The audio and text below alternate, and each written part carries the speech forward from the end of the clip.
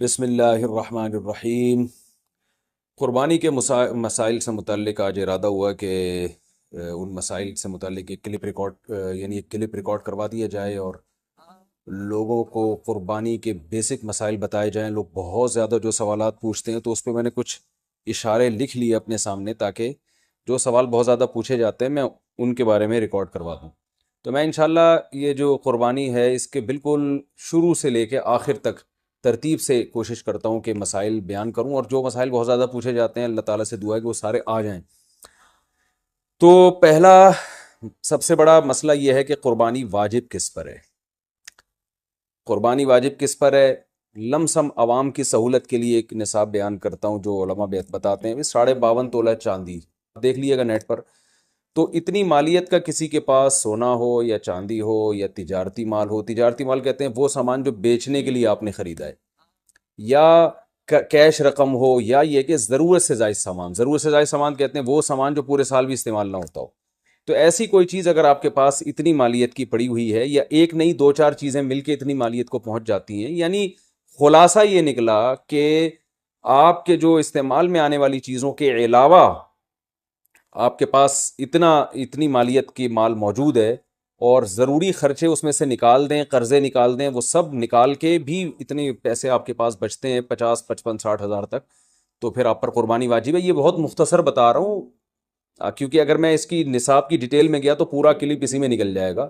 تو لم سم ایک بتا رہا ہوں آپ کو کہ اتنا اماؤنٹ کسی کے پاس ہو تو اس پر قربانی واجب ہے۔ پھر بھی سمجھ میں نہ آئے تو اس بارے میں میرے دوسرے کلپ یوٹیوب پہ آپ کو مل جائیں گے، یا دوسرے علماء سے آپ تفصیل پوچھ لیں، وہ انشاءاللہ آپ کو ڈیٹیل بتا دیں گے، کیونکہ نصاب میں اگر میں زیادہ ڈیٹیل میں گیا تو بہت ہی لمبی بات ہو جائے گی پھر۔ تو اس پر قربانی واجب ہے۔ بڑا مسئلہ یہاں پر ایک یہ اٹھایا جاتا ہے کہ کیا گھر کا سربراہ اگر قربانی کر لے تو سب کی طرف سے کافی ہو جائے گی، یا جو بھی صاحب نصاب ہے جس میں بھی استطاعت ہے اس پر الگ سے قربانی واجب ہے؟ اس میں فقہا کا اختلاف ہے۔ بعض علماء کی رائے یہ ہے کہ ایک آدمی اگر گھر کی طرف سے قربانی کر لے تو سارے اہل خانہ کی طرف سے کافی ہو جاتی ہے، اور اس کے بارے میں بعض تابعین سے آثار منقول ہیں، مصنف ابن ابی شیبہ کی روایات ہیں، لیکن ہماری رائے یہ ہے، اور بر صغیر کے علماء کی رائے یہ ہے، اور امام ابو حنیفہ رحمہ اللہ تعالیٰ کی بھی رائے یہی ہے کہ ہر شخص پر الگ سے قربانی واجب ہے اگر وہ صاحب نصاب ہے۔ اور اس کی دو دلیلیں بہت مضبوط ہیں۔ سب سے مضبوط دلیل رسول اللہ صلی اللہ علیہ وسلم کی حدیث ہے، من وجد سعة لأن يضحي فلم يضحي فلا يقربن مصلانا۔ آپ صلی اللہ علیہ وسلم نے فرمایا جس کے پاس قربانی کی طاقت تھی اور اس نے قربانی نہیں کی تو وہ ہماری عیدگاہ کے قریب بھی نہ پھٹکے۔ تو اس سے پتہ چلتا ہے کہ جس کے پاس بھی اس طاقت ہے، تو اس میں یہ نہیں ہے کہ گھر کا سربراہ سب کی طرف سے کرے گا، تو یہ جو ہے ایسا نہیں ہے، بلکہ صاف الفاظ ہیں حدیث کے کہ جس کے پاس بھی استطاعت ہے تو وہ اس پر قربانی اس کو کرنی پڑے گی۔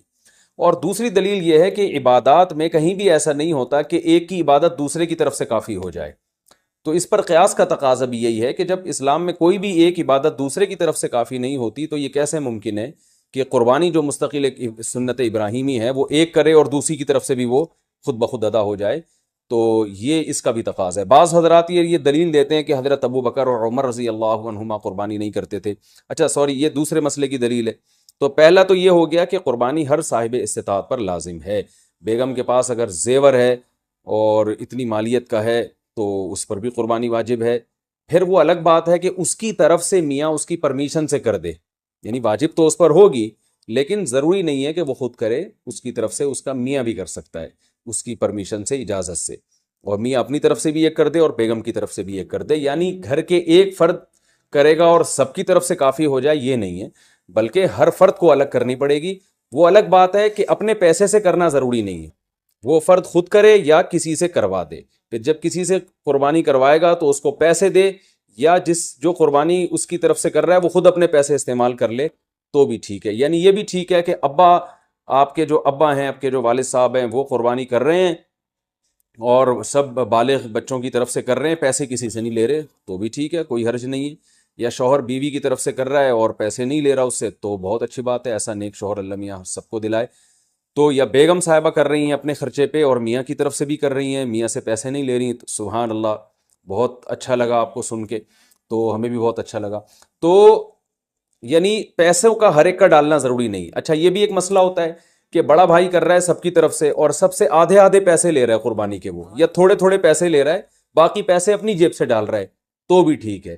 یعنی جس کی طرف سے قربانی ہو رہی ہے اس کے لیے خود سے پیسے یعنی خرچ کرنا ضروری نہیں ہے، اس کی طرف سے اگر کوئی اور خرچ کر دیتا ہے تو بھی ٹھیک ہے، چاہے پورے پیسے خرچ کرے یا آدھے پیسے خرچ کرے. قرضہ لے کے بھی قربانی کی جا سکتی ہے. آپ کے پاس اگر پیسے نہیں ہیں تو آپ قرضہ لے کے کر سکتے ہیں، اگر آپ کو یقین ہے کہ میں یہ قرضہ بعد میں لوٹا سکتا ہوں. البتہ قرضہ کھا کے قربانی ٹھیک نہیں ہے کہ آپ نے کسی کا قرضہ دینا ہے، وہ مانگ رہا ہے، دروازے پہ کھڑا ہوا ہے، وہ دے نہیں رہے اور آپ اس کے پیسوں سے بکرے کاٹ رہے ہیں آپ، یہ ٹھیک نہیں ہے. یہ آخرت کے لیے بھی نقصان دہ ہے اور وہ بکرے کے لیے تو نقصان دہ بہرحال ہے ہی ہے. تو ایک مسئلہ تو یہ ہو گیا. دوسرا مسئلہ یہ ہے کہ قربانی کیا واجب ہے یا سنت ہے؟ تو اس بارے میں بھی دونوں رائے ملتی ہیں علماء کی. جو علماء کہتے ہیں سنت ہے وہ بھی عام سنت نہیں مانتے بلکہ سنت مؤکدہ. سنت مؤکدہ کا مطلب جو نہیں کرے گا قابل ملامت ہوگا.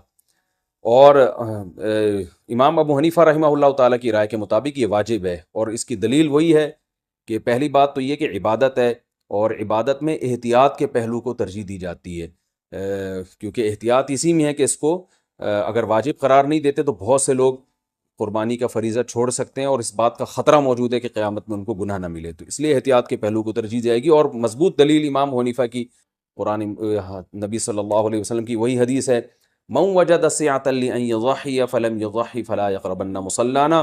آپ صلی اللہ علیہ وسلم نے فرمایا جس کے پاس قربانی کی گنجائش تھی اور اس نے قربانی نہیں کی وہ ہماری عیدگاہ کے قریب بھی مت پھٹکے. آپ صلی اللہ علیہ وسلم 10 سال مدینہ منورہ رہے، ہمیشہ آپ صلی اللہ علیہ وسلم نے قربانی کی. بعض حضرات یہ دلیل دیتے ہیں کہ حضرت ابو بکر اور حضرت عمر نے قربانی نہیں کی اپنے دور خلافت میں، اس سے پتہ چلتا ہے کہ قربانی واجب نہیں ہے. تو یہ دلیل اس لیے درست نہیں ہے کہ حضرت ابو بکر اور حضرت عمر رضی اللہ تعالیٰ عنہ مسکین تھے، غریب تھے، اگرچہ مسلمانوں کے خلیفہ تھے، لیکن یہ ان کی ایک کوالٹی تھی کہ اتنے لاکھوں مربع میل کے مالک ہونے کے باوجود وہ پیون زدہ کپڑے پہنتے تھے. تو صاحب استطاعت پہ قربانی واجب ہے. یہ دونوں حضرات بڑے تھے مگر قربانی نہیں کی انہوں نے، جیسے کہ روایت میں آتا ہے اس کی وجہ استطاعت نہ ہونا. تو استطاعت اگر نہیں ہے تو پھر قربانی لازم نہیں ہے.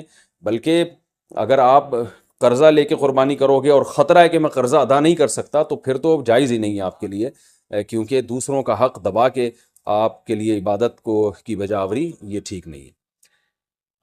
اس کی فضیلت کیا ہے قربانی کی؟ رسول اللہ صلی اللہ علیہ وسلم نے ارشاد فرمایا بقرعید کے دنوں میں ایام نہر میں اللہ کو جانور کا خون بہانے سے زیادہ کوئی عمل محبوب نہیں ہے، اور ہر بال کے بدلے میں اللہ نیکی عطا فرماتے ہیں. یہ قربانی کی بہت بڑی فضیلت ہے، اور اس کی فضیلت آپ علماء سے بیانات میں سنتے ہیں. میں بھی چونکہ بہت مختصر جلدی بات کر رہا ہوں تاکہ میں پورے موضوع کو جلدی سے سمیٹ لوں.